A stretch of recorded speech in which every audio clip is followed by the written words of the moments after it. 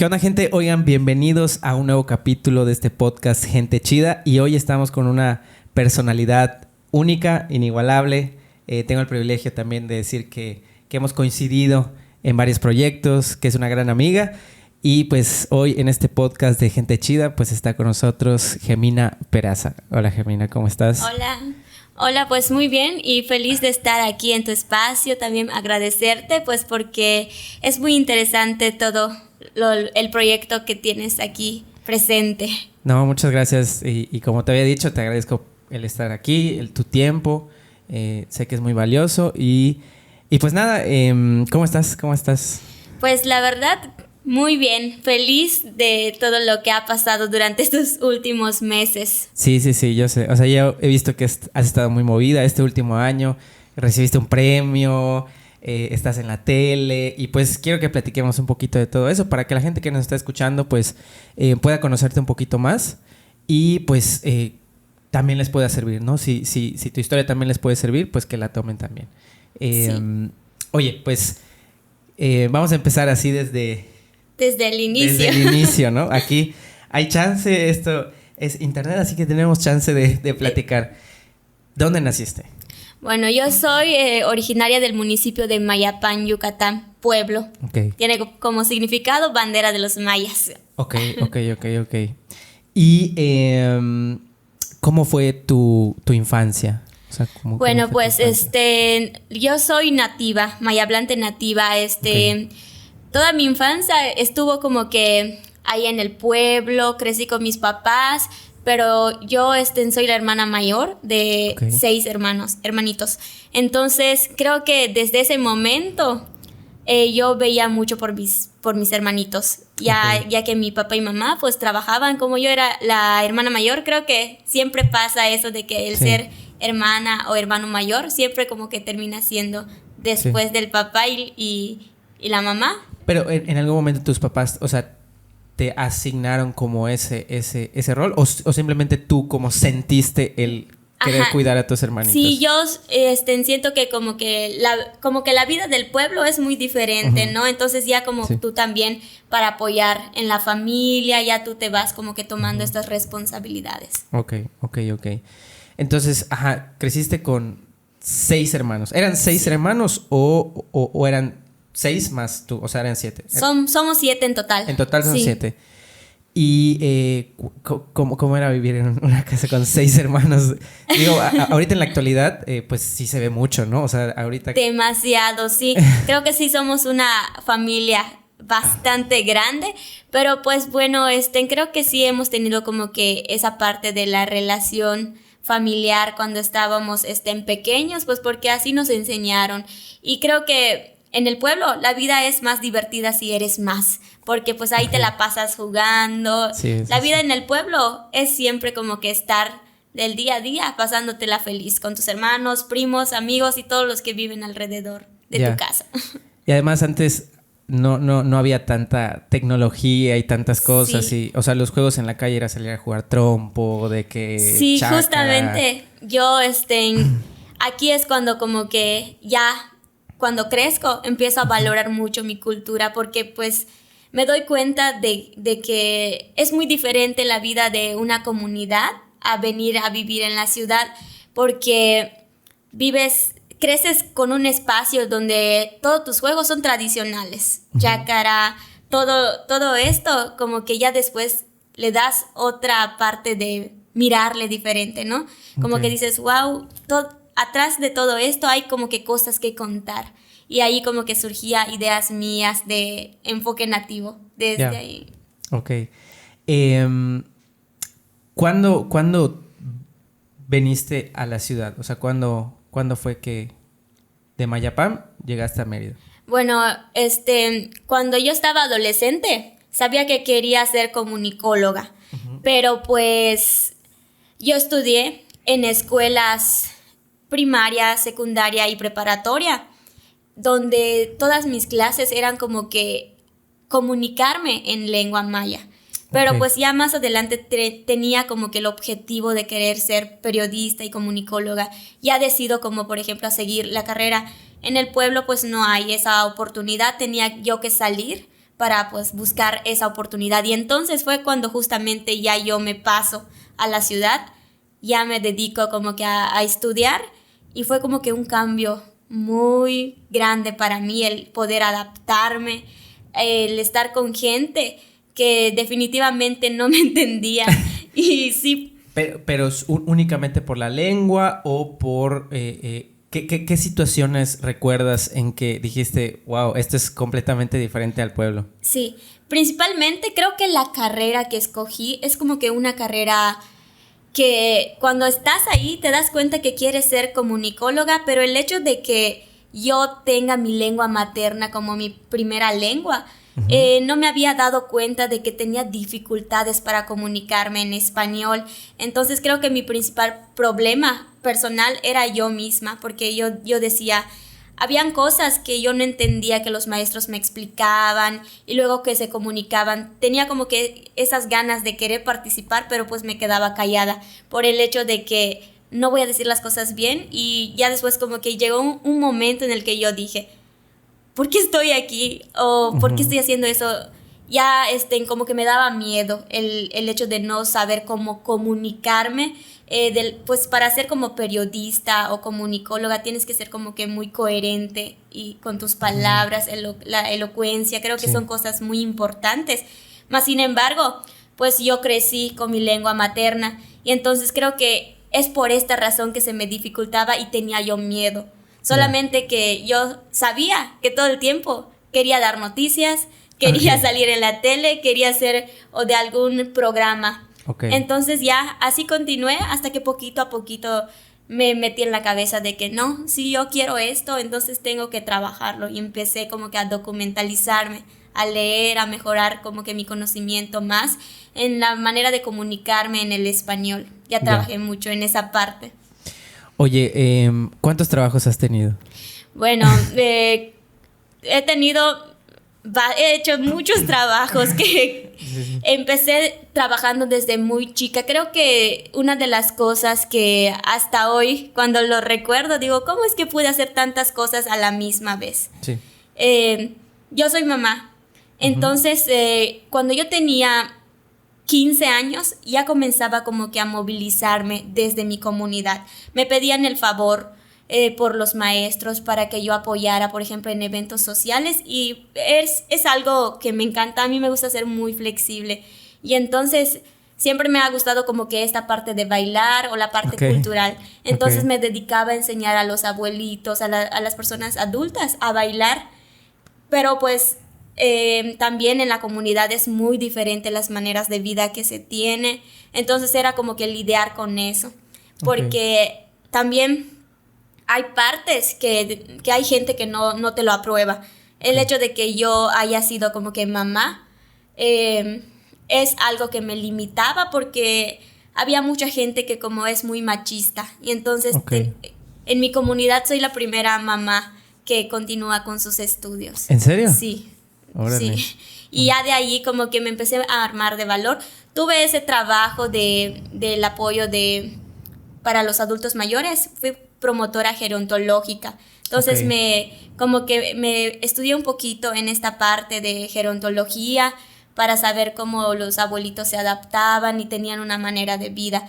Igual estuve ayudando en varias ocasiones en ir a suplir a escuelas indígenas. Entonces creo que eso me abrió como que muchas puertas, porque yo miraba las mismas dificultades que yo pasé en la escuela, porque a veces dicen que hay maestros de educación indígena, ¿no?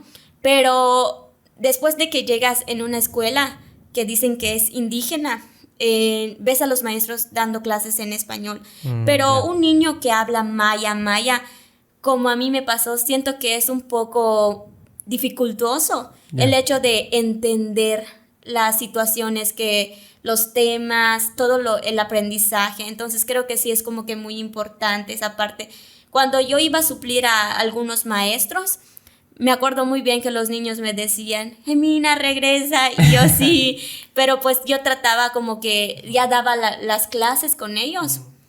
Pues ya en maya, en el mismo lenguaje, como que trataba de especificar, pues porque yo también como sentía que ya estaba llevando esa misma dificultad. Y Ok. fue en esa parte, yo estaba llevando en aquel entonces docencia en la preparatoria y ahí Ok. me apoyaba para hacer todo eso. Ok. Pero sí, también fue algo como que marcó mucho mi Ya. vida. Hay varias preguntas que te quiero hacer con lo que me acabas de decir, pero creo que la primera es sobre lo que eres mamá. Me dijiste que eras la primera mamá en el pueblo que siguió con sus Sí, estudios, ¿no? ¿Alguna vez en el pueblo alguien te dijo o te señaló o te sí. juzgó por eso? ¿Cómo tú percibías que la gente tomaba eso? Sí, la verdad es que en el pueblo hay todo tipo de personas también. En una comunidad hay mucha gente amable, humilde, pero también hay algunas personas Sí, que nunca como que van a dejar la manera del machismo, esa parte. claro. Entonces sí, había una persona que sí recuerdo muy bien que me hizo como que comentarios en aquel entonces. Yo estaba con mi bebé, pero tratando de trabajar al mismo tiempo y estudiar, pero pues haciendo las dos cosas. Y recuerdo que aquel me hizo un comentario de ¿por qué estás haciendo si tú ya eres mamá? ¿Por qué no te dedicas a tu hijo? Es que tú ya tienes una vida y esa tiene que ser con tu hijo. Pero pues la verdad que mi papá y mi mamá fueron como que personas que ellos tenían otra mentalidad, de que me apoyaron muchísimo, como que me abrieron estas puertas de darme la oportunidad de construirme, entonces yo no la desaproveché, porque pues hay algo que pasa muchísimo en las comunidades de que tal vez el hecho de que no haya mucha educación en esta parte de saber cosas que más adelante te das cuenta, es como decirte de que los adolescentes apenas crecen, no están informados en la parte de la vida sexual, ¿no? Y Sí, entonces ya se van con sus novios a los 15, 14, 17 años. Siempre es un problema que ha habido, ¿no?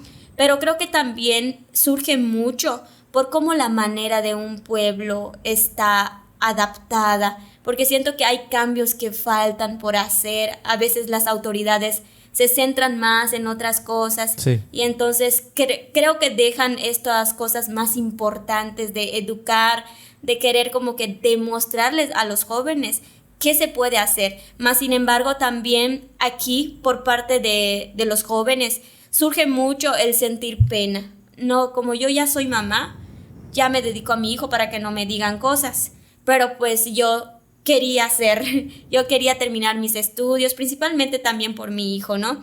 Él justamente es como que la decisión de querer continuar con todo este proceso. Y entonces no me importaba, sí, había como que ocasiones sí hacía sentir mal, porque sí es algo como que cuando te juzgan de por sí es algo que duele, ¿no? sí. Y sin embargo, pues gracias a que yo tenía a mis papás siempre apoyándome y a mi familia, pues yo continuaba, hasta después sentía como que había un cambio igual en la misma comunidad, porque después pasaba yo y había unas personas que me tomaban como ejemplo. Ok. Y entonces era algo como que a mí sí me gustaba porque ya me daba cuenta de que entre nosotros nos habíamos estado educando. Igual en mi casa, mi papá también, como que él empezó a educarnos de una manera como que machista, pero en la misma educación que nosotros tuvimos como hijos, el haber estado en escuelas, nosotros lo fuimos educando a él. Claro. Y de verdad, hoy en día mi papá es una persona como que muy diferente a lo que era antes. Entonces creo que el problema surge allí, de cómo te educan en la casa, cómo es que la falta de educación puede hacer que surja estas diferentes maneras de pensar de la vida. Pero pues hasta ese punto creo que también he sabido ver todas las cualidades y las cosas muy buenas que tiene una comunidad, porque una comunidad tiene mucha riqueza, tiene Sí. muchísima riqueza, pues yo crecí en mi pueblo y también puedo ver el gran valor de ser de allí y las cosas buenas que tiene. Ya, ok. Entonces, eres de Mayapán. A los 15 años fuiste mamá. Si no, No, a los 19. 19. Sí. 19 años fuiste mamá. Decides seguir estudiando. Seguir estudiando. Ahora, enfoque nativo. ¿Cómo nace Enfoque Nativo? Sí. ¿En qué momento dijiste, pues voy a aprovechar las redes, voy a aprovechar el internet, voy a aprovechar todo esto para pues compartir toda la riqueza que hay en mi comunidad? ¿Cómo nace? Bueno, yo creo que siempre, como te comentaba, he sido como que una persona que me gusta hacer diferentes cosas. Nunca me había quedado como quieta. De que si hay algo que se puede hacer por la comunidad, me ofrecía. De que si hay algo que se puede hacer para dar a conocer, siempre me gustaba. Pero el hecho de que termino mi carrera, estaba a punto de terminar mi carrera. Entonces, me compré una cámara porque a mí me gusta como que ver muchísimo. Me gusta mostrar. La fotografía es algo que me encanta para describir la vida de una comunidad y también diferentes situaciones. Sin embargo, creo que a veces también el papel de una maestra o un maestro te ayuda muchísimo. Yo nunca voy a olvidar a una de estas maestras que yo tuve. Recuerdo cómo me decía, ¿no? Aprovecha mucho eso que tienes. Es que puedes hacer muchas cosas. Y yo me lo creía. Entonces sentía tanto la emoción de que ahí comencé, ¿cómo puedo contar ciertas cosas? Llevé una materia de fotografía, principios de fotografía, y entonces ya yo me daba cuenta que no es solo como que el hecho de tener la cámara, sino que contar a través de las fotografías. Entonces yo digo, ¿qué podría contar? Tengo muchas cosas, ¿por dónde puedo empezar más bien? Y entonces ya yo planteé, digo, pues sí, tengo mi comunidad, las maneras del pueblo, cómo es que se vive y todo lo que hay. Entonces ya empiezo a hacer fotografías. Ahí mi primera fotografía en el que gané en un concurso se llama Las Mujeres de Molino. Le puse así porque ahí en la comunidad Mayapam hay un espacio que es el molino donde las mamás van todas las tardes o las mañanas a llevar la palangana cargada de la cabeza o de la palma de las manos.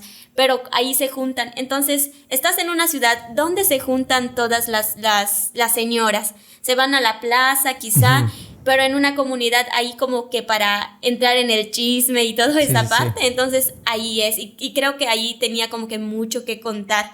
Y ya hice esta fotografía.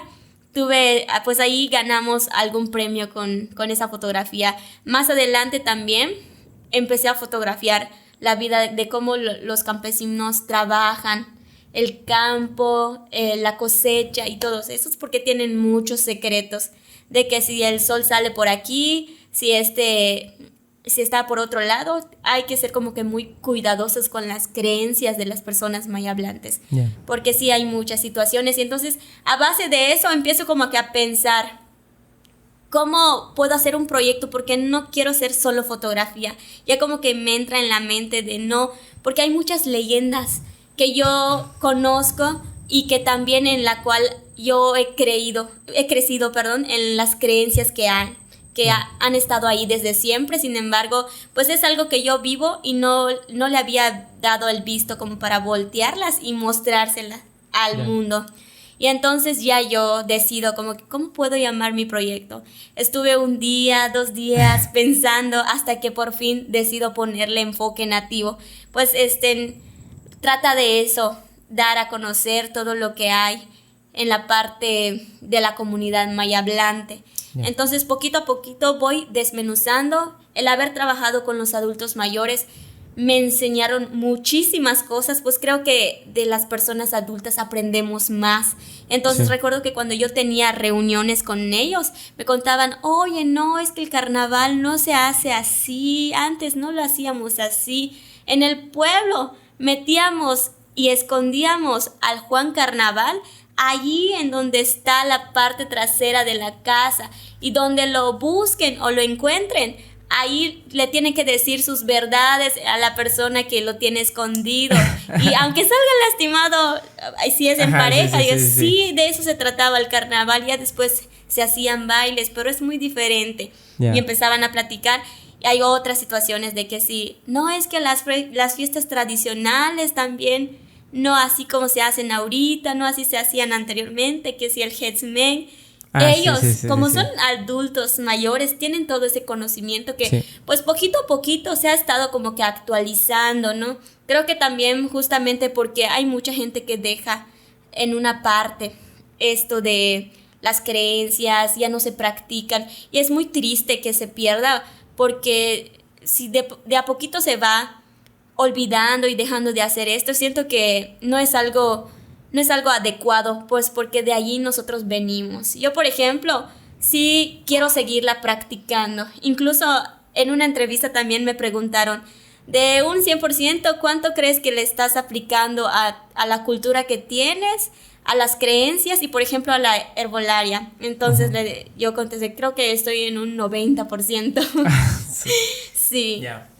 ¿Cuáles son tus creencias? ¿Crees hablando un poquito como de la espiritualidad, en algún dios, cuáles son esas creencias que tú tienes? Bueno, creo que como tanto en esa parte, no es que yo lo practique, ¿no? Pero mi creencia en sí es como, por ejemplo, de que las personas se pueden curar con la herbolaria, de que mi abuelita es partera, ella también hace medicamentos con puras hierbas. Entonces creo que si algo ella nos ha enseñado es que es eso.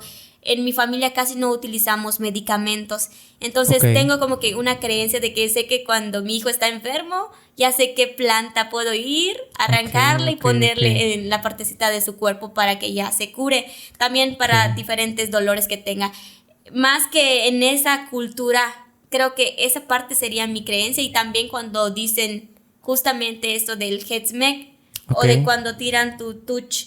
Entonces, el del Hetzmek, porque vendría siendo como hacían antiguamente, que si cargas el bebé las 9 vueltas que vas a dar con él y le das, por ejemplo, la libreta o las cosas que quieres que él aprenda cuando crezca, eso tendrías que darle para hacerle. Yo creo que sí tengo como que esa creencia muy ligada de que cuando tenga yo, con mi hijo lo hice. Entonces creo que cuando tengan las personas hijos que somos mayablantes, tienen como que la necesidad de hacerlo porque saben que si no lo hacen, principalmente en mi familia, como que los hijos crecen y que no van a poder caminar bien porque no les abrieron sus piecitos. Y también por las otras situaciones de que si no le dieron un lápiz no va a aprender a escribir, una libreta, aprender a leer y todo eso.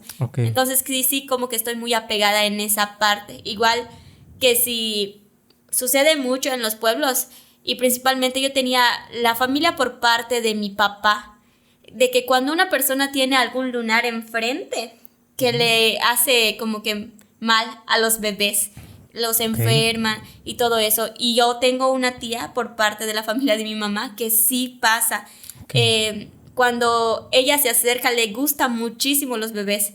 Entonces, cuando empieza a jugar con ellos, al día siguiente los bebés están enfermitos. Sí, son como que creencias muy ligadas a la familia, pero pues ya depende como de cada persona, ¿no? Y entonces, o sea, tú, por ejemplo, practicaste el Hetzmek con tu hijo, ¿verdad? ¿Dónde fue? ¿Cómo lo hicieron? ¿Cómo fue el Hetzmek? Fue en mi casa. Lo que se hace, por ejemplo, cuando es el Hetzmek, tú como persona, como mamá, sabes a quiénes vas a elegir, porque pues el símbolo de tener una madrina, un padrino, tu hijo, sabes que puedes contar con ellos para cualquier situación. Entonces creo que la base principal es eso, elegir a los padrinos. Y después dar las 9 vueltas. Se invita a toda la familia cuando ellos estén. Entonces ya se empieza a hacer la rondada de vueltas con la libretita o también con otros objetos que tú crees que necesite el bebé o que los padrinos crean. Viene de ellos, por ejemplo, decir, no, yo le voy a dar, por ejemplo, una soga para que pueda ir a leñar. Y todas esas cosas. O sea, dependiendo de lo que ellos quieran que su hijo aprenda o que sea, ¿no? Y de las 9 vueltas, o sea, son los padrinos, o sea, la madrina y el padrino caminando con el atrás niño. de la mesa. Atrás de la mesa, Sí, se pone una mesa en el centro, ¿no? En el centro, sí, pero también me comentaban que antes lo que hacían es, por ejemplo, no rodear la mesa. Mi abuelita me contaba de que era ir atrás del terreno. Por ejemplo, si ahí, ya ves que en los pueblos, por ejemplo, hay muchas gallinas y todos estos animales que se vive con ellos, ¿no? Para buscar esa parte económica y sobresalir adelante. Entonces, llevaban a los niños, por ejemplo, que si hay ganados, para darles una hojita para que ellos coman y daban la vuelta atrás ahí. Y después que si hay pavos, le daban como que el alimento, la comida de los pavos y le hacían al bebé que le tirara. Pero pues ya son cuestiones como que más anteriormente. Ya poquito a poquito ya se fue como que volviendo a esta manera de dar las vueltas en la mesa. ¿Qué otra tradición recuerdas que hay en tu comunidad que pues tienes muy presente, ¿no? O que lo viviste, así como el Hesmek? Sí, esto de cuando lo de tu touch, no sé si eso fíjate que no lo había escuchado. Lo del Hesmek sí, más o menos ya lo que me platicaste ya más o menos lo había escuchado, no tan a detalle, pero lo del touch fíjate que creo que no lo había escuchado. Sí. Dicen que cuando nacen y se seca el ombligo, es la parte que te salta del ombligo, se tiene que llevar a tirar en el monte, que porque si te lo comen los ratones, los papás mayablantes dicen que toda la vida vas a tener miedo y que no vas a poder hacer las cosas tú solo. Entonces si lo agarran y lo tiran al monte, ya es como que es cuestión más de seguir la tradición de la familia. Pero también creo que ahorita que estás mencionando esto de las tradiciones, hay uno que yo sí tengo también muy presente y lo practiqué con mi hijo. ¿Cuál fue? De los huevos nativos, los de patio. Los de patio, los huevos de patio, sí. ¿Qué pasa? Que cuando los bebés tienen 6 meses, entonces se le tiene que sacar toda la yema, pero ahí queda como que una parte blancuzca. Entonces eso tú se lo untas en las rodillas del bebé, para que antes del tiempo determinado empiece a caminar y tenga fuerzas. Entonces esto también yo lo sentí como que muy necesario para mí, para mi hijo, y sí recuerdo que lo hacía. Y entonces ya rompí los huevos, se lo untaba por la tarde antes que se vaya el sol. También ¿Por cuánto tiempo lo hiciste? O sea, como por 3 semanas cada viernes, sí. Indeterminadamente del día, pero sí era como que antes de que se vaya el sol. Igual, es que hay muchas tradiciones ahorita que lo estás... Suéltalas todas. Sí, de hecho estábamos hablando del CISCAP, no sé si has escuchado. No sé, no. Es cuando dicen que no eres bueno para cocinar porque la comida no se te cuece, o para las personas que hacen el PIP. El PIP que cuando que el col no queda bien cocido porque hay una persona que tiene CISCAP. Entonces aquí surge esta idea, es esta cultura o esta tradición, ¿cómo se le puede mencionar? Pues porque en la familia siempre sale una persona así. Y entonces... O sea, toda la familia tiene un CISCAP. Sí, entonces...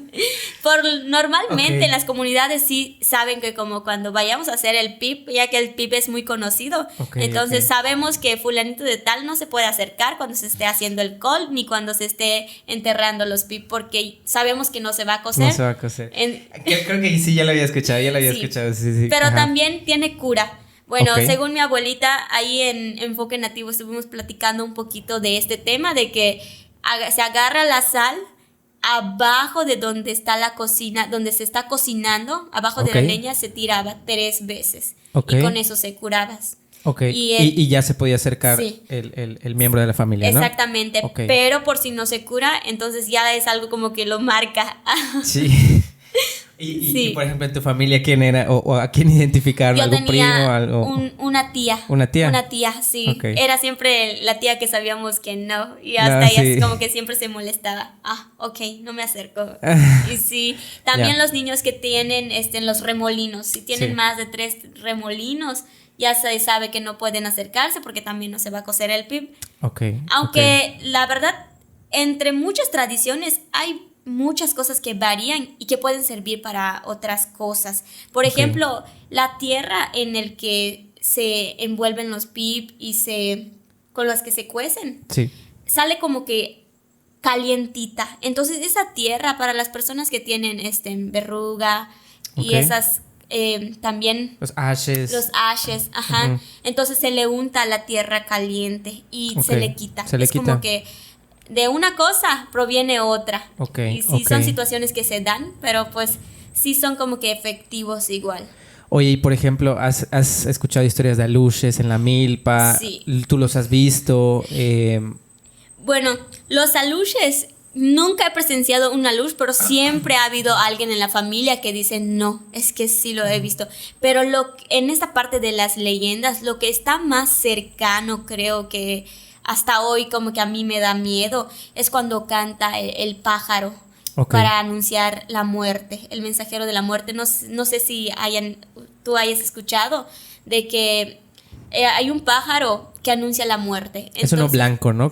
Sí. Sí, creo que sí. Y entonces este pájaro en el pueblo sabemos cómo es que va a anunciar la muerte. Por ejemplo, recuerdo que teníamos un familiar muy querido nuestro, que era muy, muy cercano a nosotros, y el pájaro ahí se la pasaba como que antes de que fuera anochecer. Okay. Cantaba y mi mamá siempre era de las personas que decía, es que me da mucho miedo porque no sé qué, alguien se va a morir, y lo decían.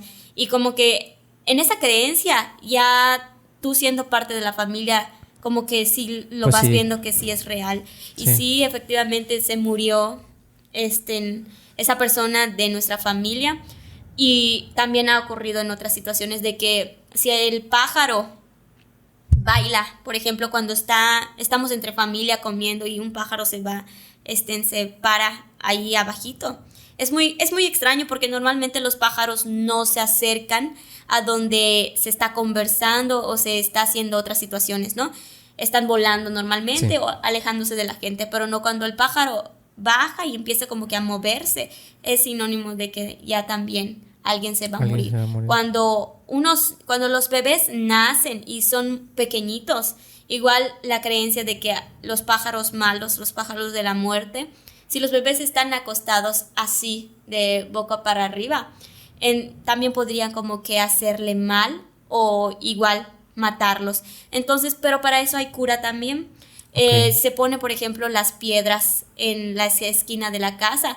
Ahí en el pueblo tengo una tía que siempre, sus hijos, cada que nazca un bebé, tiene que hacer esto porque sí es como que muy cercana a esa creencia, sí sabe que puede ocurrir. Entonces sabe que, por ejemplo, ya nació el bebé, pone las piedras como en forma de cruz. Okay. Entonces eso evita que el pájaro pase y pues le haga daño al bebé. Oye, ¿y es algún tipo de piedra o una piedra son los que cuando las personas tienen la candela en su casa, ya ves que le ponen las piedras. Las piedras para que se mantenga son esas leña. Candelas, son esas piedras que se ponen en las esquinas para que los pájaros sientan como que hay mucho calor, como si fuera el fuego, porque pues las piedras ya están quemadas, sirvan para eso, ¿no? Y cuando vuelan sientan el calor y ya se alejan. Y son de esta parte de la creencia de los pájaros. Sí creo que es algo como que sí me asusta mucho, porque sí he vivido como que situaciones que sí me lo ha hecho ver realidad. Quizá porque también soy creyente y porque crecí en una comunidad y en una familia donde hay esta creencia, por eso lo veo así. Ya. Oye, y por ejemplo también sé que cuando la gente, o sea, hay gente de la familia, puede ser, que tiene buena mano y tiene mala mano para sembrar, por ejemplo. Ah, sí, también. Yo recuerdo que mi abuelita me decía, ay, no, es que tú tienes buena mano porque no se te mueren las plantitas con las siembras. Y fíjate que yo considero que sí tengo buena mano porque la mayoría de las plantitas que he sembrado pues han sobrevivido. O sea, sí viste también esta tradición. ¿Qué tanto sí, también la viste también? Ahí en mi comunidad y en mi familia lo que también practican mucho es, por ejemplo, sembrar las plantas, pero que son comestibles, que sí, la cebollina, el cilantro y también la hierbabuena, la menta. Vas en la casa de mis familiares, ahí en el patio encuentras de todo tipo de esas plantas. Entonces mi abuelita recuerdo que lo decía mucho, no, es que tú no puedes sembrar porque a ti no se te va a crecer la planta. No a mí, a una de mis hermanitas. Y yo le decía, ¿por qué? ¿Por qué no tienes buena mano? Y nunca me dio como que una explicación. Tampoco le pregunté, pero sí recuerdo que lo mencionaba. Pues me imagino yo que ha de ser algo de energía, algo de, no sé. Igual. ¿Quién sabe? Pues sí. Ahí las abuelitas sabrán bien cómo. Oye, entonces me dijiste entonces que tu abuelita es herbolaria, se dice, sí. ¿no? ¿Tú recuerdas algún tipo de medicamentos que a ti te ponían, por ejemplo, para alguna enfermedad? O sea, ¿qué tipo de enfermedades? ¿Y recuerdas algún tipo de planta que sirva para cierto tipo de enfermedades? O que tú le hayas puesto a tu hijo, por ejemplo. El que es en español no recuerdo bien el nombre, pero en maya se le dice pasmadoshiu, así se le dice. Son esas como manzanilla. No sé, son muy comunes en los patios. Como unas rojitas, ¿no? Tiene como unas rositas blancas o amarillas chiquititas. Pero vendría siendo como que el que te ayuda a curar casi todo. Que si tienes fiebre, que si te duele la cabeza. Igual la hierbabuena, siempre ella lo utilizaba como para el dolor de muela y las llagas. Te lo pones y se quedaba igual así. También el cuts, el tabaco. Ese también lo utilizaban cuando te sale varicela, le saca el jugo. Me acuerdo que ella hacía y sacaba el jugo y se lo untaba en el cuerpo de mi hermana, que a ella le salió muy grande la varicela. La varicela, ¿no? Entonces eso ayudaba mucho, pero pues mi abuelita sí es de las personas que ya saben que en el pueblo viene y ya, es que tengo tal dolor y no sé qué. Entonces ella, no te preocupes, en la tarde vienes, voy a ir a buscar las plantas para que yo te haga tu medicina. Y ya, y va la gente, hasta hoy en día, va la gente, doña Lourdes, aquí es que me duele mi estómago, no te preocupes, va, y ya, se lo da. Oye, y me imagino que tu hijo nació con tu abuelita. Ella, al ser partera, pues ella lo recibió, me imagino. ¿Cómo fue eso? Cuéntame cómo fue eso. Nosotros, que junto con todos mis hermanos, nacimos a manos de mi abuelita. Mi abuela y mi bisabuela son parteras. Entonces, mi abuela materna es la que sigue como que esa liga de también ser partera. Perdón, para la gente que no sepa qué es una partera. ¿Qué es una partera? Es la persona que también se le conoce como comadrona. Ah, mira, sí, eso no que lo cuando sabía. la persona que recibe a los bebés en la casa, ya ves que también anteriormente, pues en las comunidades lejanas no es tan fácil como que haya médicos que lleguen a tiempo, que si están haciendo un bebé, entonces ellos que saben cómo es la posición que va a venir un bebé, saben la manera en que se tiene que hacer el parto, entonces ellas son las que lo reciben. Y mis dos abuelitas son parteras, y entonces yo recuerdo que mi mamá me contaba de que todos venimos pues a manos de mi abuelita, excepto mi último hermanito, porque pues ya como que empezaban a dar leyes de los médicos y todo eso, como que incluso cuando yo tuve a mi bebé, sí fui a un hospital, pero sí mi abuelita fue como que la que me estuvo revisando, dando todo, hacen ahí también el ashiet, que cuando te amarran tu espalda o te acomodan el bebé, que si tu bebé no está bien, en una posición correcta en tu panza, te la tienen que acomodar, que porque si no puede que en el parto tengas complicaciones, y por eso hacen esto, el sobado constante, cada mes te mueven al bebé para que esté ahí, y toda la vida he vivido eso, porque pues siempre he visto como que las personas vayan a casa de mi abuelita y mi abuelita lo dice, tu hijo va a ser un varón, tu hija va a ser una niña, y sí, nacen los bebés y sí, doña Lourdes sí latino, y sí sabemos que sí es niña, es niño, pero porque ella nos cuenta de que sabe la posición en que está un varón y cómo te forma la panza, igual como la posición está una niña, y como si crece tanto o no, ella lo sabe. Y entonces son como esas cuestiones de que sí es como que muy, muy ligada a esa creencia. Órale. Y yo entiendo también que ya no hay muchas parteras en Yucatán. O sea, tu abuelita es,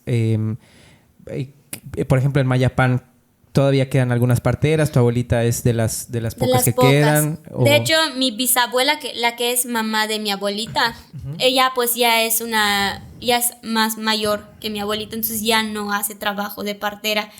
Pero pues las únicas que están en el pueblo son como tres. Sí, son tres ellas, las que son así como que con conocimientos antiguos, pero ya no hay como que tantas personas que se interesen en hacerlo.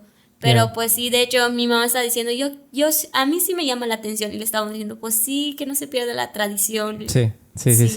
Y ahorita que mencionaste lo de que, o sea, todo esto surge también porque pues no llegaban mucho los médicos ni nada de Sí. esto a las comunidades. Me recuerdo igual cuando mi abuelito me decía, en el pueblo, porque él es de Tequit, en el pueblo no te puedes enfermar en 3 semanas, solo el fin de semana, porque solo el fin de semana llegan los doctores. Entonces no te puedes enfermar en 3 semanas. Iba un poquito vacilando por... No, y es que sí, yo viví una situación hace como unos meses, porque sí es verdad de que hoy ha estado cambiando, de que los médicos lleguen a la comunidad, ¿no?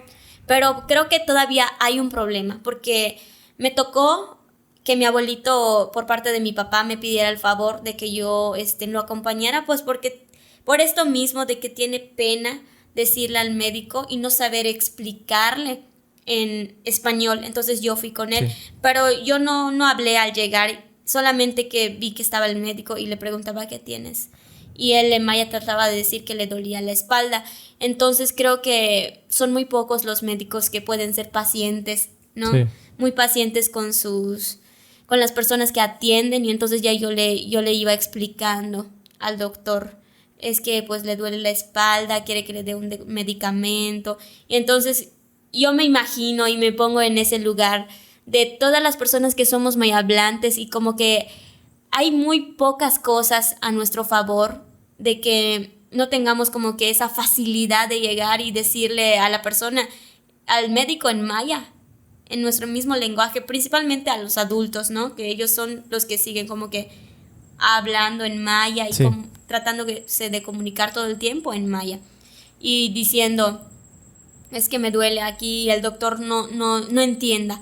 Tal vez los médicos no es por ser como que malos, por decirlo así, Claro. pero pues el hecho de que no entiendan también es un problema. Sí. Entonces hasta yo me imaginaba, ¿por qué no hay alguien que traduzca?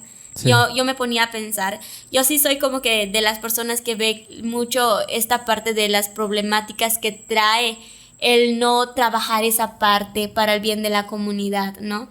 Y entonces ya te vas dando cuenta que es triste, pero Sí. es real. Sí. Y es algo que, como siempre voy a mencionar, hay muchas cosas que veo que sí como que te lastiman porque sabes de dónde eres originaria, por las situaciones que has tenido que pasar, y entonces cuando congenias con las personas siempre te vas a poner en el lugar y entender la situación en el que se está viviendo. Sí. Sí. Okay. Pues continuamos, Gemina. Me mencionabas lo de los médicos, ¿no? Y creo que es algo que justo ahorita te decía en el pequeño corte que no había pensado, ¿no? O sea, como hay bastantes adultos mayores que siguen hablando la lengua y mucha gente que también lo sigue hablando, y muchas veces ese impedimento de cómo comunicar algo tan básico que es mi enfermedad, mi dolor, lo que estoy sintiendo, puede ser tan dificultoso para las personas, ¿no? Y eso es algo importante que creo que no mucha gente lo ha contemplado en estas situaciones. No, y es que hay también, me ha tocado como que ver comentarios y decir, es que ya no hay mucha gente que hable solo maya. Hay gente que habla maya, pero también entiende el español. Y pues yo que también, como sé que vengo y he trabajado con las personas adultas, sí sé que ellos, si no saben entender el español, les tienes que decir las cosas en maya. Y entonces creo que también ese es un detalle que algunas personas manejan, el hecho de decir, no, es que sí hablan maya, pero sí entienden el español. No es algo como que muy concreto así que se pueda decir de que sí es real. Porque pues en la experiencia que yo he tenido, sí he pasado como que momentos con esas personas que tengo que explicarles las cosas y ellos lo entienden en maya. En español es como que sentarse y no nada. Sí, porque las palabras también tienen otro sentido, o sea, entonces pues me imagino que debe ser más dificultoso y entender ciertas cosas, ¿no? En esa parte de que cuando, por ejemplo, llegan personas con otro tipo de lenguaje, a veces los profesionales como ya tienen como que ese nivel de comunicarnos muy bien, y ya cuando tú llegas en una comunidad que carece de de no saber mucho el hablar en español. Entonces, Chan, que están dando una plática que para los adictos alcohólicos anónimos, algo así, ¿no? Te dicen 3 o 4 palabras que son muy coherentes y tú siendo mayahablante no le ves como que el caso porque no tienes esa traducción en tu cabeza, claro. no te lo saben como que especificar. Y son muchas las cuestiones que a mí me ha tocado vivir. ¿Recuerdas algún momento o alguna frase o en alguna de estas pláticas que digas esto no hace sentido en maya y tengo que explicarlo de otra forma o recuerdas algún momento? Sí, el hecho de que yo estaba trabajando con niños que estábamos, por ejemplo, abogando por los derechos que se tienen en la comunidad, buscando, por ejemplo, cuando se menciona las leyes, están como que muy escritas detalladamente y que yo recuerda hasta yo misma, ay, pero ¿qué quiere decir esto? Creo que las palabras en la parte de derecho y estas leyes son como que más complicados, ¿no? Sí. Y más cuando vienes de una comunidad, no sabes como que esta parte de tantas cosas que hay, le vas como que desmenuzando para buscar la respuesta. Sí, pero ahorita en sí, uno que recuerde específicamente, quizá no lo tenga como que presente ahora, pero sí recuerdo que cuando yo estaba en la escuela, me decían, es que tienes que ser coherente. Y yo no podía creer que fuera como que mi conocimiento y mi aprendizaje fuera tan bajo. Y hoy ya no me da como que pena de decirlo porque pues reconozco que vengo de una comunidad donde quizá por falta de otros recursos o otros niveles de aprendizaje o de comunicación, ya como que yo me fui adaptando al momento de cursar la universidad, de conocer nuevas palabras y tan coherentes en esta carrera de comunicación y periodismo. Y ya allí como que iba analizando, es que esto tiene significado, incluso a mi hermanita también le pasó y creo que a todos los jóvenes que somos mayahablantes y que continúan con sus estudios al momento de exponer es algo que nos da pánico porque sabemos que la R siempre nos va a salir mal y es algo como que no nos va a tocar exponer. Creo que es algo que nosotros vivimos, por ejemplo, y sí se nos dificulta mucho. Incluso mi hermanita me dice, es que la maestra en mi primer día de clases, ella está estudiando Derecho, pero recuerdo que ella me dijo, es que la maestra me preguntó que cuál es mi hobby. Me dijo, ¿pero qué es un hobby? Me dice. Sí, entonces yo ya sabía, ¿no? Entonces sí. Te entiendo porque pues estás empezando. Solamente lo que hay que hacer es como que ponerte más viva, documentalizarte y aprender que si uno quiere salir adelante tienes que adaptarte. Y entonces yo le voy explicando y ok. Y ya vas como que utilizando, sin darte cuenta, y al otro día, es que mi hobby es jugar fútbol, y ya, es que mi hobby es bailar, y ya te das cuenta que ya vas como utilizándolo. Solamente que son frases, palabras que uno no conoce, porque nosotros siento que venimos más en la parte de maya, mezclándolo con el español, y que a veces nos salgan también palabras que cuando estamos en una plática, y que nos diga, hach no también. Es como que muy yucateco y la palabra hach, creo que los mayahablantes lo tenemos mucho, como que de describir las cosas, hach no también, muy. Entonces, lo utilizamos mucho. Y entonces como que, hach no qué? Y te preguntan y ya como que te vas dando cuenta. Sí. Que es muy diferente. Y ahora, ¿cómo llegaste a Canal 13? Entiendo que fue a través de un casting. Platícame un poquito de cómo llegaste a Canal 13. Pues bueno, como yo te platicaba, recuerdo que en la preparatoria me preguntaba un maestro, todos estamos en el último año, hay que ver en qué carreras queremos estudiar y pues hay que irnos preparando. Yo me paraba a decirle a mi maestro, es que yo quiero salir en la tele.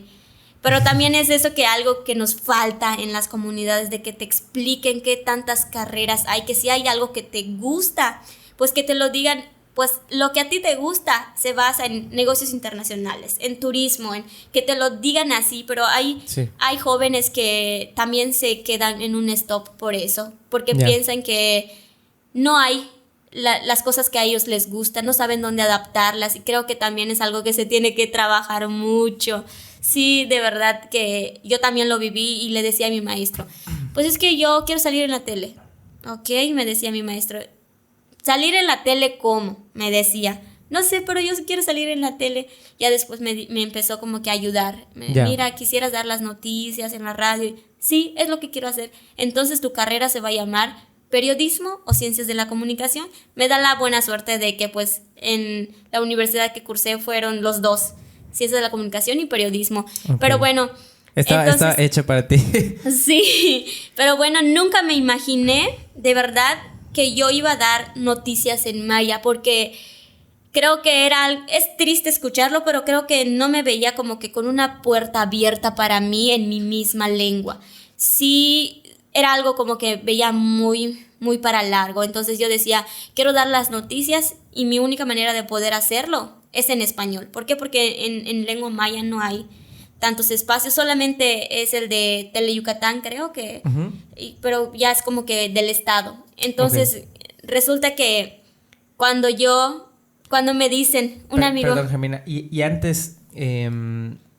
o sea, antes de ti, ¿había alguien que te tuviera ese puesto? ¿O? Sí. ¿Sí? Ah, ok, sí había. Sí. Okay. Sí, recuerdo que la televisora en la que estoy, Canal 13, está cumpliendo su segundo año de aniversario. Okay. Entonces es la primera televisora que como que da este espacio y hace algo diferente. Pues porque da el espacio en maya, que es algo que de verdad muy bien hecho y bien trabajado, porque también necesitamos saber... Las personas de pueblo, las personas mayablantes, necesitamos comunicarnos, saber lo que ocurre. Pues somos parte de ser yucatecos, de esta sociedad, de tener derecho al acceso a la información. Y entonces me invitan al casting. Recuerdo que estaba yo nerviosa, pero es en maya. Y entonces como que, ok, es en maya, tengo una ventaja, va a ser en maya. Pero fíjate que al momento que yo llego, habían más personas en el casting. Y yo ya había comenzado ¿Cómo cuántas recuerdas que había? Como unas 10, 15 personas. Y yo pensaba que no había tanta gente que se aventaba, ¿no? Yeah. Y bueno, estuvimos haciendo el casting. A mí me pasaron. Recuerdo que me dijeron, va a haber un segundo casting, es que quedaron 3. Y entonces, pues ya. Pero yo ya había comenzado con mi proyecto Enfoque Nativo. Entonces yo me ponía como que a hablar y a darme a conocer. Era como que los principios y fue como que una base muy importante. Enfoque Nativo para ser parte de Canal 13. Y entonces estaba Yasmín Novelo, que también ella es activista de la lengua maya. Es muy admirable, también tiene un perfil muy... bueno, ella. Entonces estaba ella que por cuestiones de trabajo ya decide dejar la televisora. Entonces fue como que la que da el visto bueno. Ok. Estuvimos en el casting. El segundo casting me quedé creo que con 2 personas más. Entonces ya cuando al día siguiente me dice, me hablan un domingo. Ya lo había descartado porque digo, no, es que... estoy muy chica, soy muy pequeña, siento como que no tengo la responsabilidad de que la gente me vea serio en un noticiero, porque mayormente las noticias son como perfiles para gente ya como grandecita, ¿no? Así como que vean que estoy chiquitita dando las noticias, como que no voy a convencer, yo me lo descarté en la mente ya, solo... ya que me avisan un domingo, me dicen, oye, Gemina, pues es que te queremos... ¿Estabas en Mayapam? Sí, estaba en Mayapam. Te queremos, pues para que suplas esta semana, Yasmín ya no va a estar, y queremos que estés una semana, prueba, y yo ya como que empecé, ay sí, y ya, empecé a traducir las notas, yo pensando que es muy fácil, y no, definitivamente es otra situación, porque creo que también, así como las diferentes lenguas, el inglés, el español, francés tiene sus maneras como que de darle coherencia a las palabras, elocuencia y toda esta parte de saber hablar de una buena forma, también la lengua maya. Porque hay palabras que tú no puedes decir en la televisión. Yo como mayahablante sé que hay palabras que no van adecuadamente al noticiero. Y entonces me dan las notas, eran 12, 14 notas diarias, yo las tendría que traducir de todas las noticias que ocurren, local, nacional e internacional. Entonces me ponía a traducirlo, pero como estaba en español, era pensarlo y también adecuarlo a una manera que el pueblo lo entienda. Okay. Porque si yo ya lo entendí, entonces sé que el pueblo, justamente lo que yo te contaba, de que hay palabras que la gente... Sí. Ajá, y entonces ya como que darle la descripción. Sí, a veces que mis notas pasan un poco más del tiempo. Sí me he fijado, pero porque trato como que de desmenuzarlo hasta hacer que la gente entienda hasta la última palabra. Yeah. Si hay algo que me gusta a mí, es eso, de que me sienta bien con la gente. Me ha tocado que mi papá es beisbolista, él, Okay. y mis hermanos también. Entonces todos los domingos estamos de pueblito en pueblito, Okay. donde hablan mucha maya. Y entonces ya como que me ha tocado, oye, tú eres la que sale en la televisión. Y sí, Sí. yo, oye, pues felicidades, nos ¿Y gusta te han mucho. pedido foto Sí, y así? sí, Sí. y como que ya llega, Claro. sí, pero pues más que eso, me satisface mucho esta parte de que la gente esté feliz porque pues los estamos comunicando, como te comentaba antes. Creo que tenemos el derecho de estar comunicados, que la población sepa de que las reformas, la parte política, la parte de los derechos, lo social y todos esos ámbitos, creo que es muy necesario que también estén enterados, porque sí, recuerdo que en mi pueblo, yo todos los sábados y domingos que estoy allí, hay una esquina que le llaman las 5 calles. Okay. Y ahí se juntan como 15, 10 abuelitos. Okay. Y me conocen y siempre me dicen, ven a platicar con nosotros. Y yo me siento a platicar con ellos. Y ahí Okay. pasa la gente y yo platicando con los abuelitos. ¿Y qué te preguntan? Justamente, ¿qué te dicen? antes de que yo trabajara en el noticiero, ellos me hablaban también de la cultura y toda esta parte. Pero ya que empecé a dar las noticias, ellos son los que ven mi noticiero y me dicen, no, es que esta semana, fíjate que vimos que alguien se suicidó, y yo me daba cuenta, ¿por qué a la gente le da mucha esta parte de como ver las notas rojas o policíacas? Y no lo entendía, y les digo, pero si vieron lo de la reforma que se está haciendo, y como que quedaban. No, pero ¿qué es una reforma? Y te vas dando cuenta de que sí. Ah, ¿de verdad? Entonces sí lo vamos a hacer. No, tú dinos dónde vamos y así lo hacemos. Yeah. Es como que darles a entender. Yo creo que sí hay algo que cuido mucho, es esa parte de no ser tan específica en la parte del español. Y porque hay cosas que no puedes tú traducir en maya, definitivamente. Hay cosas castellanizadas que ya están en español y no las vas a poder como que traducir en maya. Sin embargo, lo que yo como comunicadora hago es adaptarlo a que lo entiendan. Okay. Es verdad que no te voy a poder traducir tal cual, pero sí claro. te voy a explicar qué es y para qué es, y entonces para que tú entiendas y así ellos entienden. Ok. Oye, ¿y cómo es el proceso, por ejemplo, cuando te dan una nota? Te dan una nota, tú la traduces, se pone ¿tienen un teleprompter o...? Sí. Sí, ok. Ese caso también fue como que complicado, ¿no? Porque pues okay. A mí, cuando vienes de una comunidad, es verdad que hablas maya, pero no te enseñan a escribir maya. Okay. Sí, eso es como que hablar, un 100% hablar. De la gente no te sabe escribir maya. Yeah. Un 50% quizás sí, los que lo estudian y lo trabajan. Pero la gente del pueblo que habla maya no te lo pueden escribir. Y pues al momento que me dice, recuerdo mi directora, es que tienes que escribir, y yo me quedo, chin, ¿y cómo lo escribo? Yeah. ¿Y cómo lo hago si nunca me enseñaron? Ni en la escuela llevé clases de maya. En aquel entonces todavía no había tanto interés en rescatar la lengua, la escritura, y no llevé ninguna materia que esté escrito en maya. Hoy sí, veo que en las primarias con mi hijo sí veo que tiene el libro de maya y que como que lo están reforzando, pero antes no. Y entonces recuerdo muy bien, me daban esas 14 notas, que habían unos policíacas como te comentaba, otras de nacional e internacional. Y entonces yo tenía que leerlas, estaban en español, tengo que leerlas diario. Okay. Las leo, las 13, 12, 11, dependen de cuántas me manden. Tengo 1 hora de noticiero. Okay. Entonces, en esa hora de noticias damos como 17 dividido en las diferentes secciones.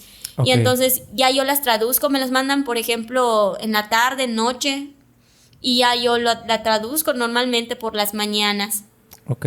Las paso con mi voz en maya.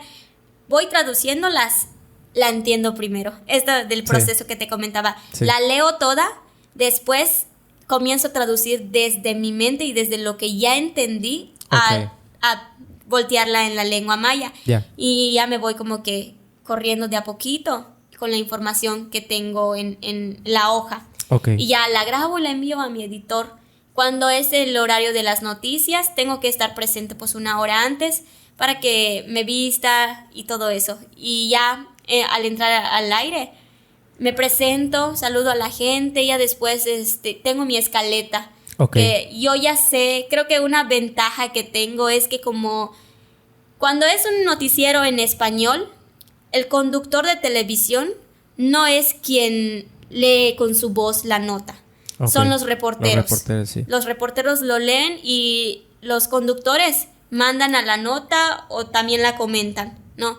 Pero pues en mi caso, yo soy la que le da voz. Ok. Y creo que es algo que me ayuda y me favorece mucho porque ya conozco y al momento que me la ponen en prompter, ya sé de qué se trata. De qué se trata, ya claro. sé de qué se trata y entonces ya se me facilita más. Claro. Y así vamos sucesivamente con las noticias y ya toda vez informando de lo que pasa. Ok. ¿Y cuánto dura tu noticiero? 1 hora, ¿verdad? 1 hora. 1 hora. Sí. ¿En qué horario está? Estamos de 3 de la tarde a 4. De 3 de la tarde a 4. Solo en Yucatán, en todo México, en Latinoamérica. En México. Ok. En México estamos igual por Quintana Roo, aquí por Yucatán. Incluso como estamos en línea, entonces Ok. ahí en Facebook me han comentado de que Ya. nos ven en diferentes partes. Vi un comentario que nos veían de Veracruz, de Chiapas, y Ok. ahí como que me voy enterando de que el hecho de que estemos en la web Ok. sí facilita muchísimo. Sí. Antes también teníamos otro canal en el que es nivel Centroamérica. Ok. Y ok. también llegamos a Guatemala y a toda esta parte. Ok. Porque también varía mucho.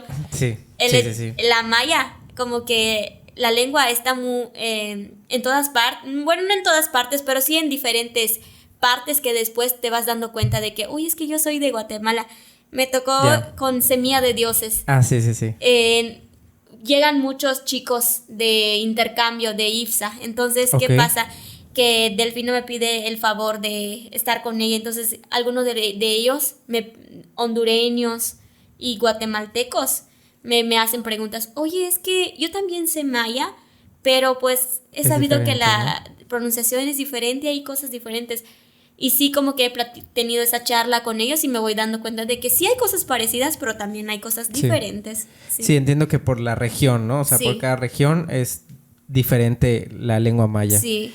Ahorita Gemina nos estaba platicando de la comunidad de Chicán. O sea, ¿qué pasa en Chicán? Ponnos un poquito en contexto. Yo llegaba porque mi papá era refuerzo de ese equipo junto con mis hermanitos. Entonces llegábamos los domingos por el béisbol. Ok. Y entonces tuve como que acercamiento con los familiares de los integrantes del equipo. Ok. Y resulta que yo veía porque hay personas sordomudas y también porque hay muchos gringos. Yo le decía a mi mamá, ¿y por qué hay gente que no es de nuestro mismo estado, de nuestra misma comunidad aquí? Y ya entre las mismas familias me estaban contando. No, pues fíjate que ellos vienen a estudiar lo que viene siendo nuestro lenguaje de señas, me dice una chica. Ok. Y le digo, ¿cómo que lenguaje de señas? Mira, te voy a contar. Pues resulta que en Chicán antes era una comunidad solamente habitada por familias muy pequeñas. Pero pues no sé qué tan real sea, ¿no? Sin embargo, entre ellos se fueron como que emparejando. Ok. Y fue como que los genes, se puede decir, ¿no? Sí. El hecho de que ya como que haya gente sordomuda. Y ya de allí, el punto es que ellos son mayablantes. Ok. Son mayablantes, pero sabes que hay un lenguaje de señas global, Ujú. el que se utiliza por el que todas se partes. utiliza, sí. Sin embargo, me cuenta ella de que no, es que aquí el nuestro es maya. Es Ok. lenguaje de señas adaptado al maya. Y si es real, yo subí una foto en Enfoque Nativo donde contaba esta situación, porque ellos les preguntas, ¿dónde está tu mamá? ¿Tú sabes cómo se dice la mamá en el lenguaje de señas global? Con las letras, no, ajá. No. Y después como que te hacen señas por los senos de las mujeres, ajá. Como te lo señalan así, ¿no? En cambio ellos, fue como que muy interesante el hecho de saber que la vestimenta de una mujer mestiza era la manera de describirla. Entonces, ¿dónde está tu mamá? Le preguntaban y yo le decía, le hacían el zorongo. Una mestiza siempre va a traer su zorongo. Su chonguito. Así el zorongo, que así como le decimos. Yeah. Y se paraba y decía el hipil. Describía el hipil y luego hacía. Pero es más por esto, lo del zorongo. Entonces tú te vas dando cuenta que no es solo el lenguaje. Sí. Es también la parte física, como nosotros los mayablantes, como que nuestros abuelitos, mamás sigan portando esta vestimenta que es de nosotros. Y así lo adaptaron ellos. Crearon su propio lenguaje de señas, como es una comunidad pequeña, ya entre ellos iban dándose cuenta de cómo puedo decir mamá y comunicarnos entre nosotros, pero a base de lo que viven en la comunidad. Claro, de lo que tienen, de lo que usan, de lo que... Exactamente. Es el día a día. De las costumbres del pueblo. Entonces, el lenguaje de señas global, mamá, es así, ¿no? Ajá, se hace y también creo que tiene letras. Yo también no soy como que muy familiarizada, pero sí tengo entendido que con enseñar los senos, ya tú me te estás dirigiendo, pues la parte de una mujer es más como que más específica, ¿no? Y en chicán es así y por el vestido, ¿no? Sí, por el hipil. Sí. Ah, eso está padre. Oye, y otra pregunta. Bueno, yo recuerdo hace algunos años que en el Facebook compartí un post justamente acerca de la lengua maya, en donde decía, pues se debería enseñar un poco más y todo eso. Y alguien alguna vez me dijo, no, es que no se debería enseñar, que no sé qué. Y ya sabes, pues se armó ahí el debate y todo eso. Hace poquito me dijiste que pues ya ves que a tu hijo ya le están dando un libro y todo eso. ¿Qué piensas sobre esto? O sea, ¿se debería seguir enseñando? ¿Qué le dirías también a esas personas que creen que ya no se debería enseñar? Definitivamente creo que es algo que sí se tiene que enseñar. Pero ahorita que estabas mencionando esta parte, te comentaba que yo veía mucha gente en aquella comunidad que no son mayablantes. Y yo preguntaba, ¿qué buscan ahí, no? Y me decían que son estudiantes extranjeros, de Francia principalmente, que llegaban a la comunidad por la lengua maya. Y resulta que hace unos meses me comentan de que en Francia ya te puedes tener una maestría en lengua maya.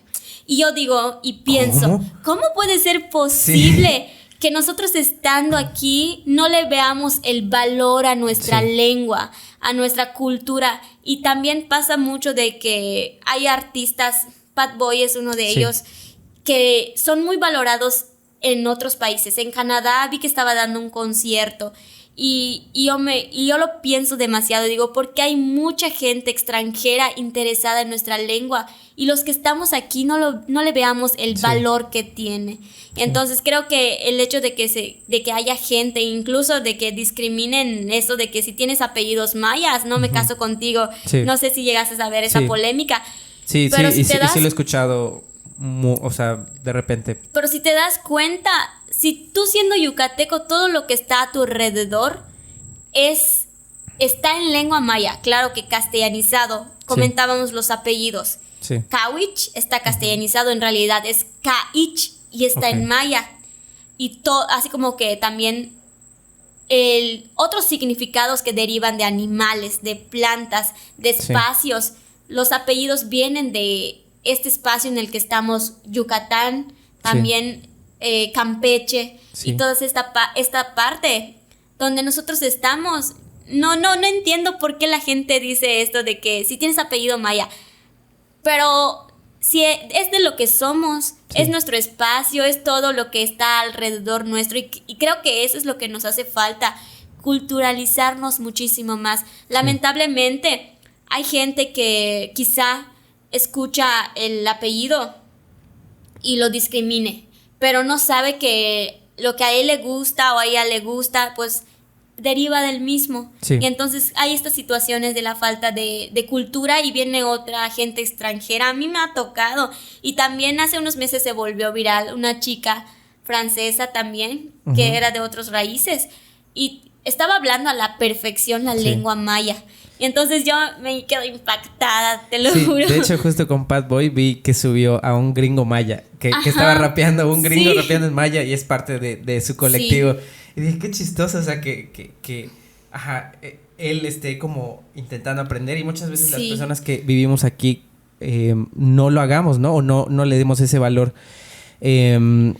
Yo creo mucho que es por el modelo igual que nos han vendido de justo eso, o sea, de verlo de afuera, No, lo de afuera es lo mejor y el modelo económico y buscar, ¿sabes?, todo esto.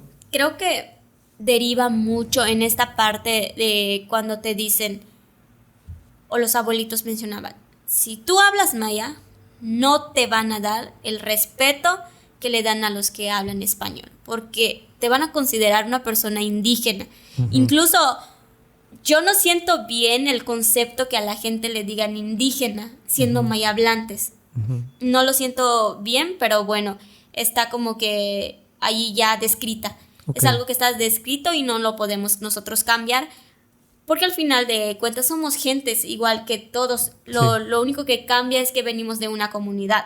Pero pues siento que ahí te dicen, yo incluso tenía pena cuando estaba adolescente, el hecho de, y sé que hay muchos jóvenes hoy en día de que están en la comunidad, saben hablar maya, pero a la hora que les toca decir algo en maya, se callan por ese miedo o por la manera que nos han dicho de que si tú eres maya hablante, eres una persona pobre, eres una persona con bajos recursos y que te falta mucho para poder llegar a donde nosotros estamos. La discriminación creo que se deriva de aquí y por eso los familiares mayores dicen, no, que les enseñen a los hijos el español porque el maya es algo que los limita y no es verdad. Me ha tocado vivirlo, simplemente que esa es la idea que nos han metido como que en la cabeza de que no valemos como mayablantes. Sin embargo, sí tenemos un valor muy grande. Ella es cuestión como que de nosotros reconocer nuestra cultura de dónde venimos y no sentir vergüenza, de mostrarnos tales como somos y de lo que somos capaces, porque siendo mayablantes podemos llegar a hacer todo lo que nosotros querramos a base de trabajarlo y donde sea podemos llegar como todas las personas. Solamente es no limitarnos por nuestra lengua y es más, enseñar esta parte muy buena que tenemos. Creo que yo estoy muy feliz de haber nacido en una comunidad y ser mayahablante porque hoy es algo que valoro muchísimo. Quizá en su momento también como que me querían limitar en esta parte de decirme, ¿sabes qué? Eres mayahablante, no puedes hacer cosas, habla en español. Y no, qué bueno que ya poquito a poquito me fui dando cuenta de lo importante que es ser mayahablante y venir de una comunidad. Pero sí, definitivamente, yo, por ejemplo, con mi hijo, sí practico esta parte de que él hable maya, y también español, ¿no? Que sea los dos, porque pues no puedo enseñarle a él solo el español y dejar que mi lengua muera, ya lo limite a base de mí, ¿no? Si yo tengo más hijos quizá más adelante, también me gustaría que hablen maya. Ok. Oye, Gemina, ¿y crees que esto en estos últimos años ha cambiado un poco? ¿Cómo consideras que tal vez se pueda cambiar?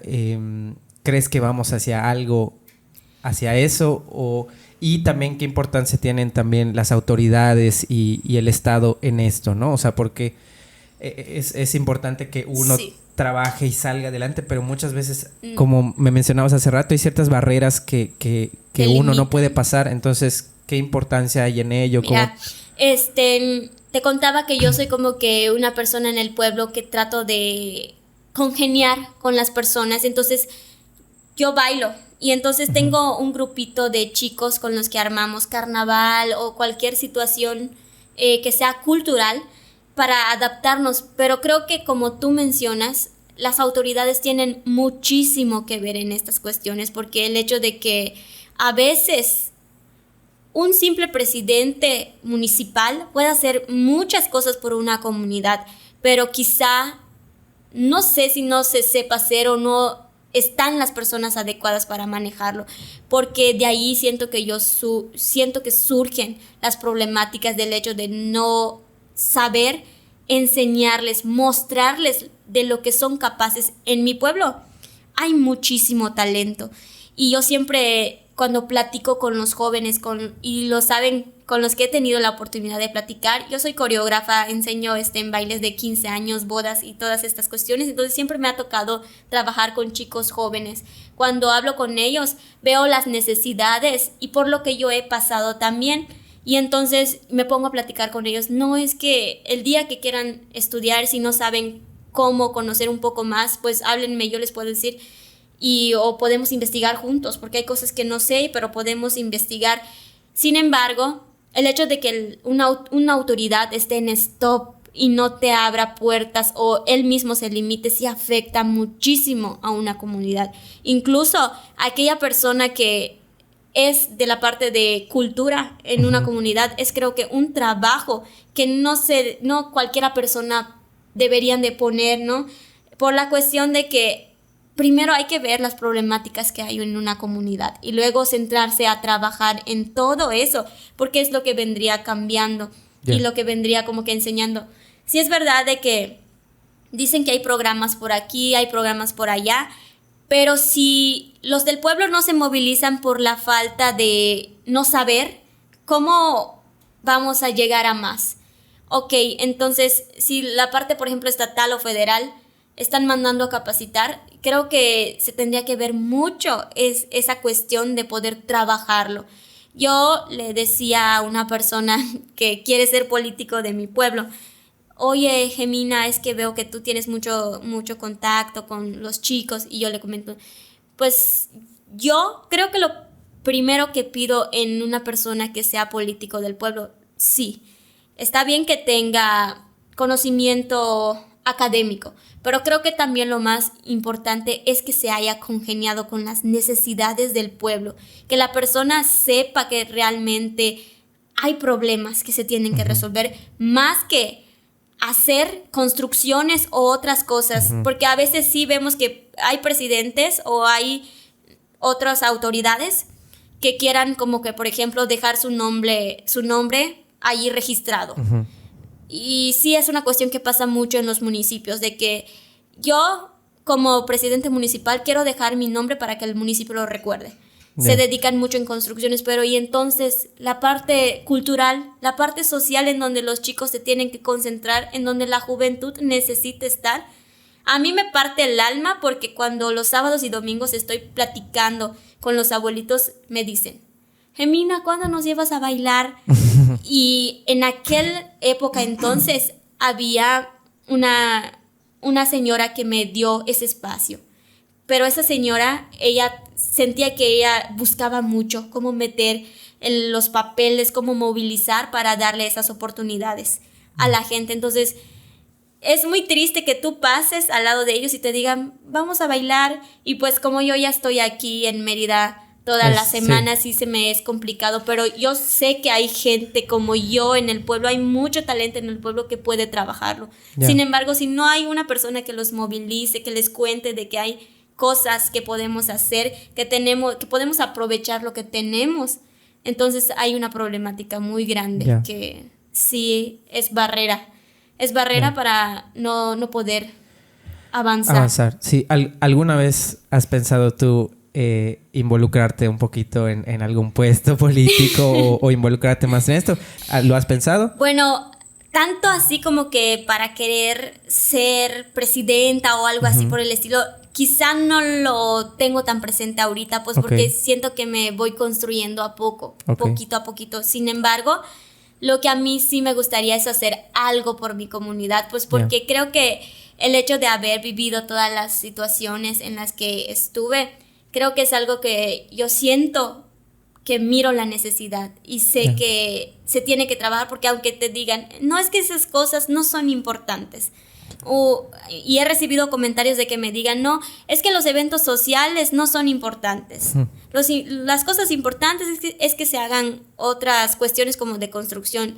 Yo digo, pero ¿cómo no va a ser importante si la gente de ahí se centra, si los jóvenes ahí están, si la cultura es por lo que la comunidad tiene reunión y felicidad? Sí. Cuando es Navidad, cuando son otras costumbres que se viven, si no se moviliza, la gente no tiene felicidad. Sí. Entonces creo que son cosas que no hay que pasarlo por mínimos, porque son importantes para evitar la problemática de las adicciones y todo esto que derriba del hecho de no saber como que decir, no, los jóvenes tienen talentos, hay que reunirlos y aprovechar eso que tienen. Hay muchos jóvenes que les gusta el baile, hay muchos jóvenes que les gusta el deporte.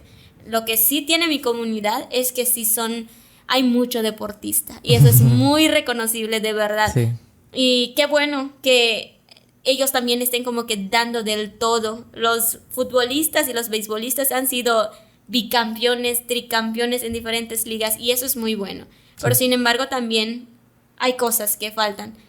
Pero justamente cuando estaba yo dando el discurso para el Premio Estatal de la Juventud, entonces aquí como que me dio el chip de decir, pues por tantas cosas que he pasado, yo no sé cómo he sido capaz de pasar a eso. Cuando tú estás ahí no te vas dando cuenta. Sí. Tú vas buscándole una solución a alguna actividad, enfoque nativo, mi trabajo con los abuelitos y esta parte también de los niños jóvenes.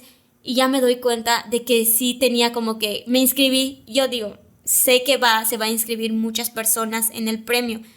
Y ya después digo, pues voy a escribir todas las cosas que he hecho. Mi apoyo en las escuelas indígenas y ya no me pasaba por la mente que yo ganaría ese premio. Solo que también cuando me hablan me dicen, oye, es que tu perfil es muy largo y pues fuiste la ganadora. Y yo, de verdad. Y, ¿dónde estabas en ese momento? Estaba en mi pueblo. ¿En el pueblo? Sí, porque eran mis vacaciones y casi no había señal. Me estaban tratando de comunicar. Sí. Y entonces ya por el WhatsApp vi una llamada perdida. ¿Quién será? Hasta que salgo a otra comunidad el día siguiente, me hablan, me dicen, oye, Gemina, pues es que estábamos viendo las evidencias. Lo bueno que los profes y las diferentes cosas que tuve la oportunidad en su momento trabajarlo, me daban un papelito que quizá yo se lo daba a mi mamá y ella me lo levantaba. Yo se lo daba a mi mamá y ella me lo levantaba. Y cuando termino y quiero entrar a trabajar, ¿dónde está mi currículum? Una tía mía me decía, hija, ¿pero qué vas a poner en tu currículum? ¿De qué has trabajado? Y yo le digo, pues no sé, tía. No sé, porque antes igual trabajaba en casa de familia, cuidando bebés o así. Sí. ¿Qué vas a poner? Y mi tía fue como que mi tía adoptiva. Y sí. ¿Qué tanto vas a poner? Y ella le dijo, pues creo que puedo poner. Le empecé a contar. Es que yo, tía, pues ayudaba en las escuelas, con los abuelitos. No, pues ahorita que me cuentas, fíjate que tienes mucho que poner. Junta todos tus papeles y ya. Sí. Como que me lo iba evidenciando y eso me ayudó muchísimo, bastante. Igual lo de enfoque nativo que estuve trabajando. Había algo de marketing que me encantó muchísimo, el haber intentado hacer mis prácticas, pero solo pude, pues por la parte económica también. Ya no pude continuar, era árbol creativo. Me encantó. Sí. Solo tuve que 2 semanas, pero pues por la cuestión de económica de que era dedicarme a eso. Sí, pues normalmente como se hacen los servicios sociales o las prácticas, no te dan como que parte. Sí, claro. Pero pues es algo que yo, de verdad, creo que eso siempre lo voy a recordar, porque era algo que me encantó, la parte digital, la edición, pero pues por cuestiones económicas ya no pude seguir y ya, lo llevo todavía aquí, algún día. Oye, ¿y a quién fue la primera persona que le dijiste que habías ganado ese premio? ¿A tu mamá, a tu papá? Estaba con mi hijo. ¿Con tu hijo? Sí, es porque ya le dijiste que... Sí, y entonces me acuerdo que yo le digo, ¿qué tienes, mamá? Me dice, ¿qué te pasa? Pero me lo estaba diciendo como que en maya, y yo le digo, ¿no sabes algo, Jared? Le digo, gané un premio que no creí. Y estaba yo feliz muy feliz que no sabía cómo expresarlo. Ya cuando mi mamá viene y dice, ¿qué pasó? Me dice, y le digo, ya es que gané de verdad. Me dicen, pues felicidades. Y ya cuando vienen a hacerme las grabaciones para la presentación y la entrega del premio, se van dando cuenta de que sí. Y ya como igual en el canal me felicitaron mucho. Sí, vi un reportaje que hicieron de Orgullo. Sí. Orgullo de Canal 13. Sí. ¿Y cuándo te lo entregaron? ¿En noviembre? Sí, fue en noviembre. ¿No? Noviembre. Sí, okay. Y también fui de la parte de la cultura, fui como que quien dio el discurso y pudimos contar ahí un poco de las experiencias, y creo que nada es centrarnos en eso, en decirle a los jóvenes mayablantes que todo lo que se propongan lo pueden conseguir.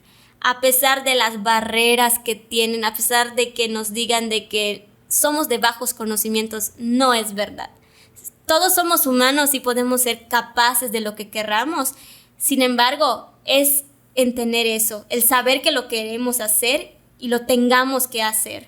Alguien también me habló allí de cuando tú deseas tanto algo, sí, es que surge de tanto que lo deseas. Sí, o sea, y eso es impresionante, o sea, cómo a veces piensas tanto una cosa que las cosas se van acomodando, que tú vas haciendo pequeñas acciones que incluso no te das cuenta que las estás haciendo, sí, pero que te están llevando a ese camino que tú estás buscando, ¿no? Entonces, eso es muy interesante y felicidades por lo del premio. Gracias. Creo que en su momento igual en el Face te puse así, felicidades. Sí. Y te vuelvo a felicitar. Ya se nos está acabando el tiempo porque pues las cámaras de repente no tienen mucha pila. Pero creo que ojalá y más adelante puedas tener más tiempo y sigamos conversando, porque creo que también se quedaron muchos temas que podemos platicar. Sé que también estuviste en otros trabajos, que conociste a un actor de doblaje también, sí, en uno de los trabajos que tuviste. Quería como que darte también a ti las gracias, porque pues así como que para describirlo, tú también fuiste como que una de las personas que fue parte de mi proceso. Recuerdo que desde el documental, luego de Semilla de Dioses, Creana y todo esta que estuvimos trabajando, también fuiste como que un apoyo. No son muchas las personas como tú con ese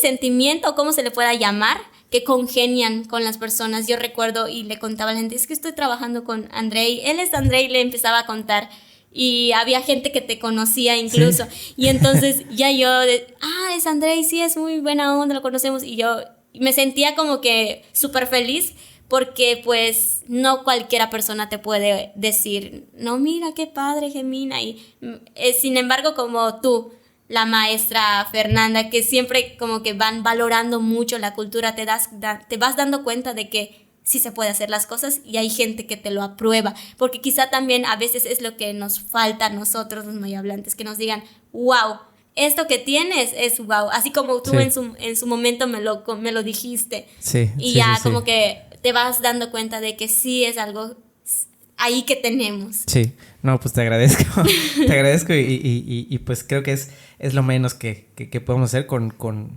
todo lo que tenemos. O sea, como dices, lo que tenemos es muy valioso sí, y hay que valorarlo. Y pues te agradezco pero pues espero tengas tiempo más adelante también para hacer otra conversación, sí, y todos los temas que quedaron pendientes, y también pues me gustó mucho que hablemos también de las autoridades, de la política, de lo que podemos cambiar.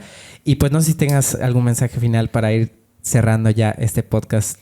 Pues más que nada, pues agradecer, y también creo que todo esto que platicamos es desde mi experiencia y de lo que he tenido como que yo que enfrentarme y pues conocerlo, ¿no? Y pues hablo de eso a base de mi experiencia y ver las cosas desde lo que yo he vivido. Y pues agradecerte a ti también, que me das el espacio para contarle un poquito a la gente, que creo que es muy importante que se conozca lo importante que también nosotros somos y de que seamos valorados, ¿no? Sí, pues te agradezco, Gemina. Estás invitada a otro a otro podcast. Y pues nada, si llegaron hasta aquí, muchas gracias a todos los que nos están viendo. Suscríbanse, compartan si les gustó la historia de Gemina. Si conocen a alguien que tiene una historia similar, también lo pueden dejar en los comentarios. Si coinciden con alguna de las cosas, si no, también lo pueden dejar en los comentarios. Todo. Este es espacio abierto para todos, para todas. Y pues nada, aquí estamos en el podcast Gente Chida. Y pues espero que nos sigan sintonizando en el siguiente capítulo. Nos vemos y hasta la próxima. Pues ya está. Muchas gracias. No.